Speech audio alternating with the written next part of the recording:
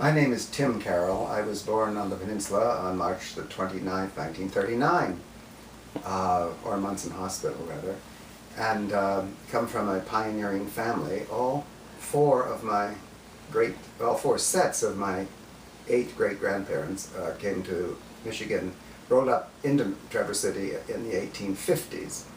I was born on a cherry farm on the Old Mission Peninsula, and spent the first 17 years of my life going to Mapleton, the one-room schoolhouse, the only one on the peninsula that's actually burnt to the ground. The rest of them have all been converted into homes.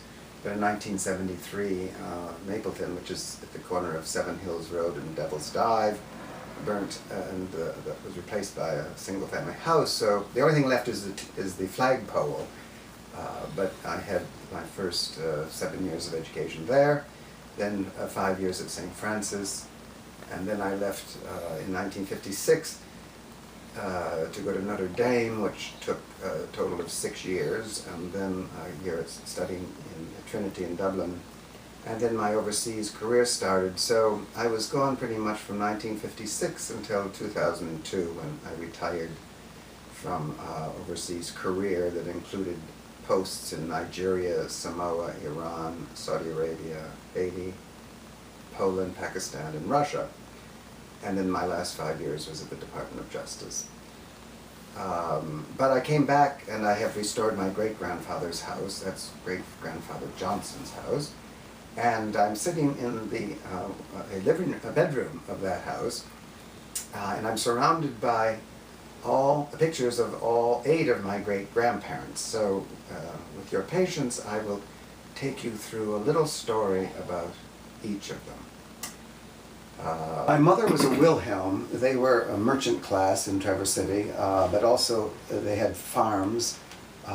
They all came over on a single ship called the Herrenzollern von Oltenburg, which is in English the Archduchess of Oltenburg. It was a 2-masted sailing ship. John Wilhelm, the brother of my great-great-grandfather, came to America first and wrote one letter back to his village, which was now the outskirts of Prague, and said, "America is terrific, why don't you come?" And there must have been more than one letter pass hands, but in 1854, 80 people, made up of several families, quietly sold their possessions, and by night left their villages, or they're indentured, they're probably indentured to some kind of nobleman, and made their way to the harbor at Bremenhaven. I'd like to share a few documents that we have, and we have copies of them for anybody who's interested. This is actually a deed to the property that I live on. It was given to my great-grandfather, Richard Johnson. Now, Richard Johnson is the only ancestor I have of the 8 that I haven't traced back further than himself.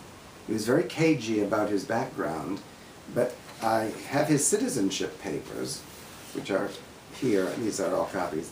This is his citizenship paper.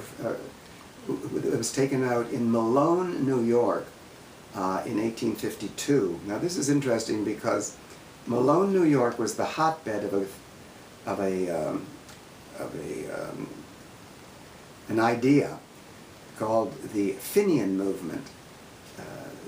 A bunch of Irish nationalists had the idea that if they could get enough Irish boys in the United States, arm them with plenty of rum and some muskets, and invade Canada, that it wouldn't take very many men, because Canada, I'm talking in the period, before the Civil War. Canada was not a very strong nation, and their capital at the time was in Kingston, which was right across the water from the United States, so easy to invade.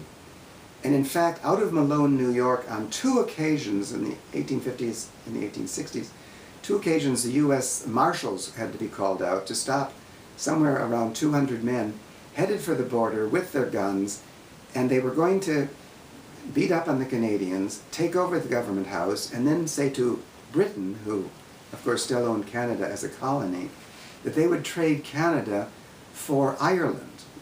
Well, it was a goofy scheme on the one hand, but it had a lot of Irish-American money behind it.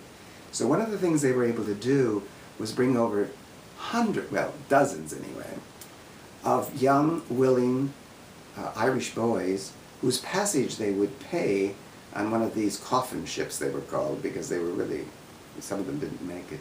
But for £5 you could get passage, a one-way passage to the United States.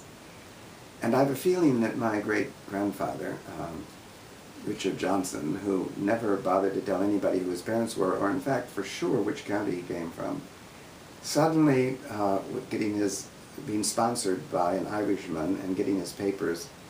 But it would appear to me that the minute he got his paperwork, he decided he didn't want to fight anybody and jumped a boat somewhere and he got himself to Traverse City. He shows up here just about the time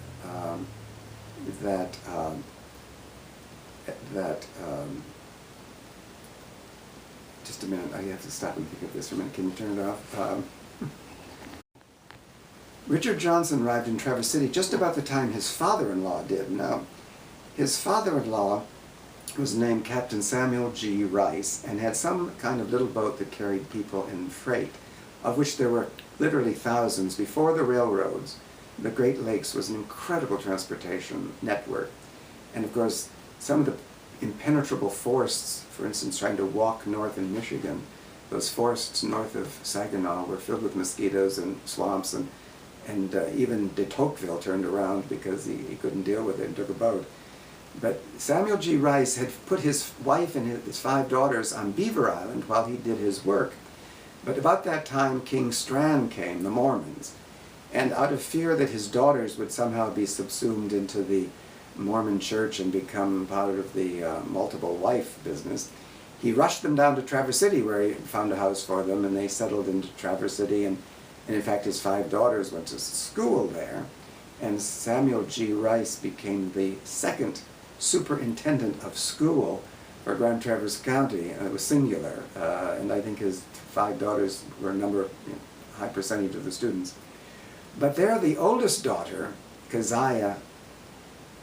Mary Keziah Rice, met a fate worse than even the Mormons. She met the Irish immigrant.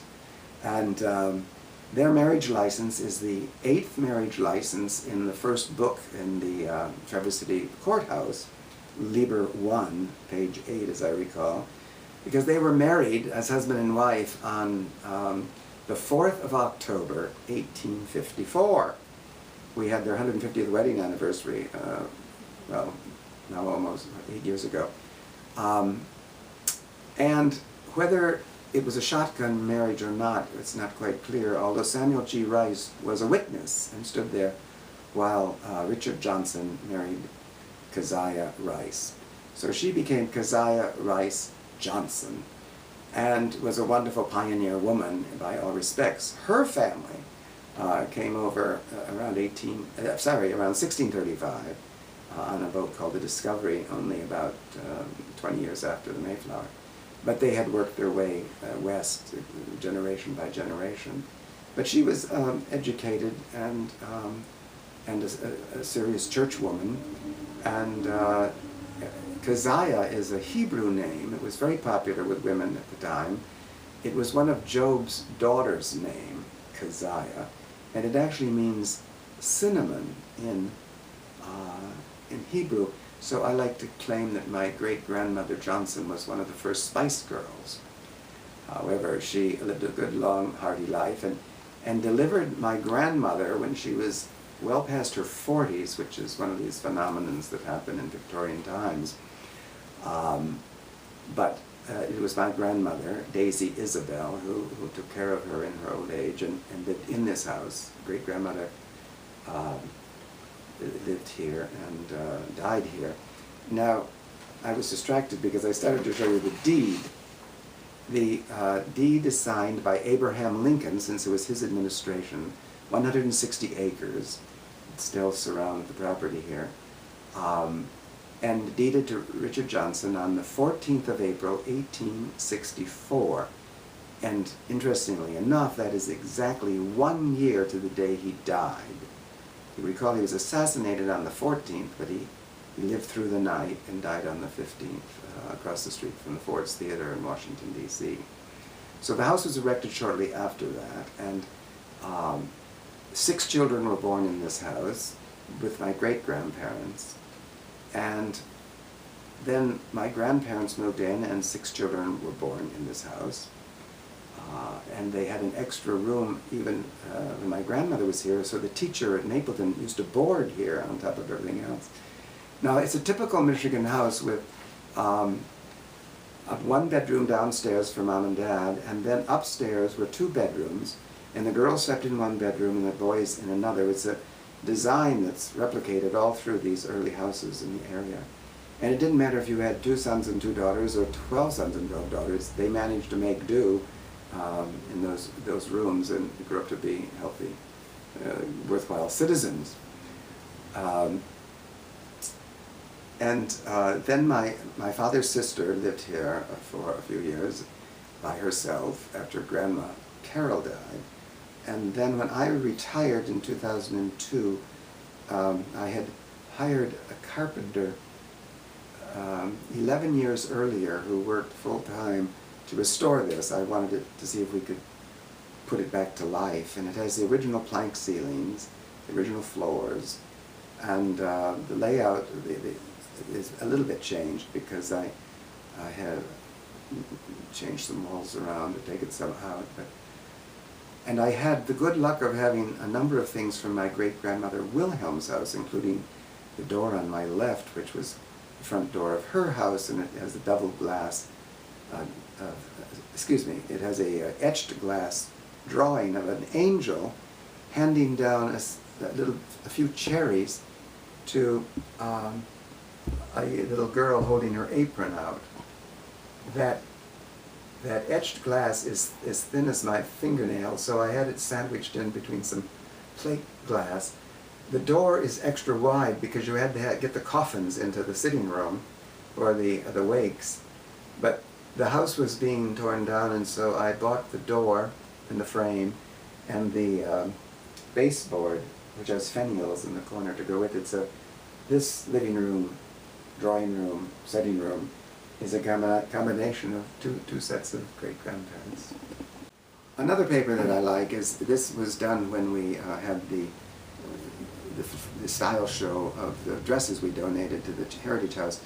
Peggy Yankoff took all of our pictures and had this family tree made. So again, anyone who's interested in this, it's all 8 great-grandparents, and then the 4 grandparents, and then my mother and father. And it shows them in their best Sunday clothes. Now let's turn to the 1940s, when I lived on the peninsula. I was active. I started kindergarten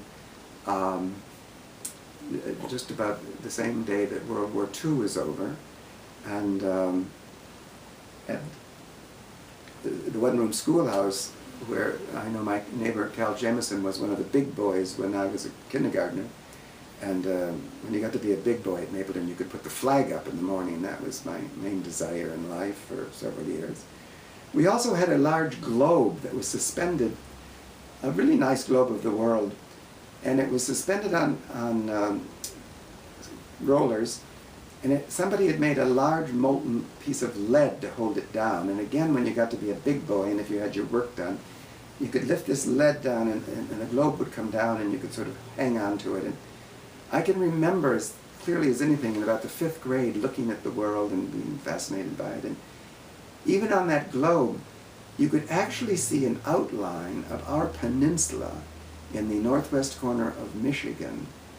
And I remember being struck by the fact that, golly, you could go any place in the world and find your way home because of our distinct coastline. And I've always attributed that globe and that idea to the fact that I had an international career, which up to date has taken me to 130 nation states. But we had wonderful teachers. Those one-room schoolhouses, I always say there should be a monument in Washington right next to Lincoln for those women who educated a nation between 1880 and 1940 in these one-room schoolhouses across the country. You know, there were kindergarten and through 7th grade in a room. And you were busy all day long, and you were, of course, listening while you did your little work at your desk, you were listening to the other classes do their reports. And so by the time you were in the 6th or 7th grade, you pretty much had the curriculum memorized. But it was serious stuff, and these women kept us busy. And I had a Mrs. Brush and a Mrs. Valley, were my teachers through the 6th grade. And there was a time in my young life that I thought teachers had to be named after nature, because I hadn't known anybody but Mrs. Brush and Mrs. Valley. And then I had a Mrs. Musser for the 7th grade. Now, I was a pretty hot shot in the 7th grade, and I remember the very first day of school, she was introducing herself, and we 20 students were all in our rows. And I brazenly raised my hand and said, "Now, you prefer to be called teacher or Mrs. Musser?" And without a pause, this elegant old dame said, "Well, would you prefer to be called boy or Tim?" And of course I shut up for a couple of months, but remembered the lesson. Then of course on to St. Francis and the Dominican nuns, very important 6 years.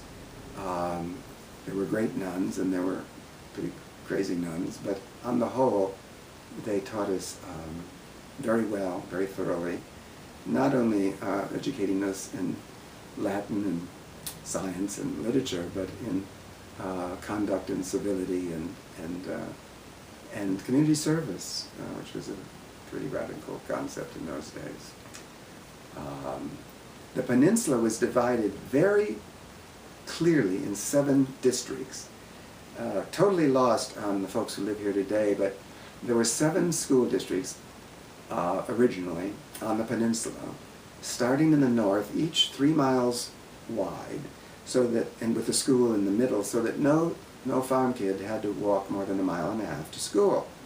Quite doable, the youth of those days.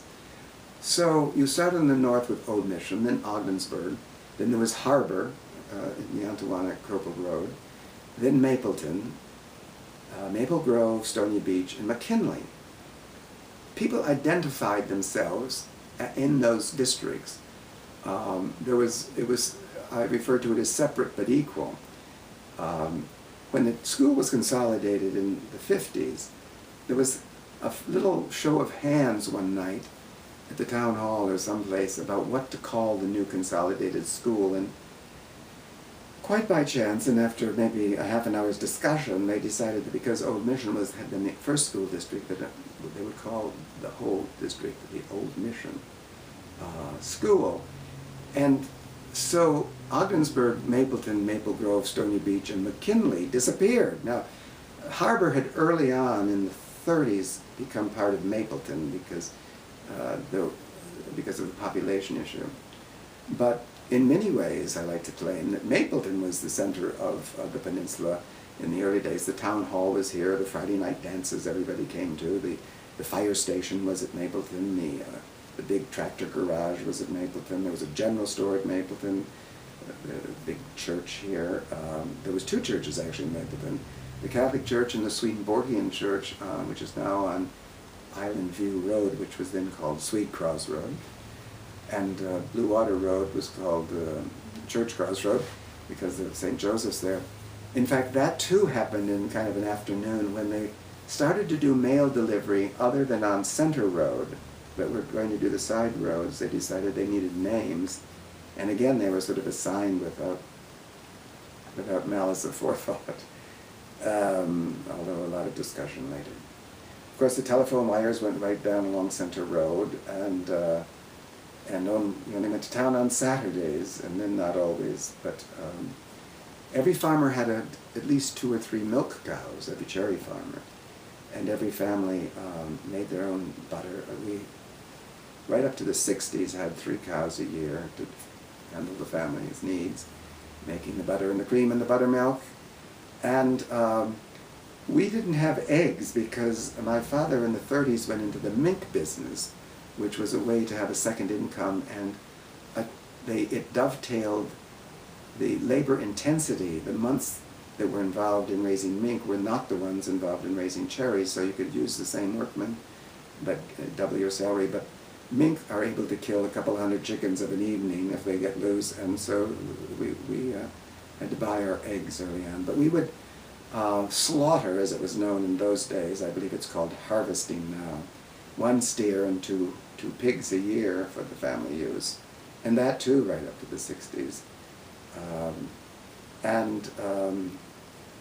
Of course, by the time I came along, it was pretty much mechanized in the farms. There were not very many teams of horses left. My grandfather, south of town, had a wonderful team of Percheron, but we were already a tractor family by the time I came along. And then in the 60s, the mechanical pickers came along because of, well, among other things, the U.S. government had said that our migrant workers needed to have hot and cold running water and